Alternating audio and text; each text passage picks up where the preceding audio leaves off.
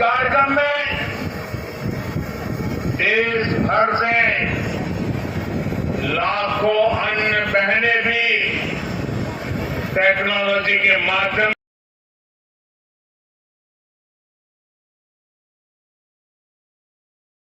લક્ષ્ય સાથે આદરણીય વડાપ્રધાનશ્રીએ ગુજરાતમાં 2001માં પહેલી વાર મહિલા અને બાળ વિકાસ વિભાગની અલગ ડિપાર્ટમેન્ટ તરીકે રચના કરી હતી. વડાપ્રધાનશ્રીના દિશાદર્શનમાં આગળ વધતા ગુજરાત સરકારે સશક્ત સમાજના નિર્માણ માટે મહિલાઓ આર્થિક, સામાજિક અને શૈક્ષણિક રીતે પગભર બની શકે, સશક્ત બને તેવી કાર્ય પ્રણાલી અમલમાં મૂકી છે. રાજ્ય સરકારે સશક્ત સમાજના નિર્માણ માટે સશક્ત મહિલાનો કાર્ય મંત્ર અપનાવ્યો છે.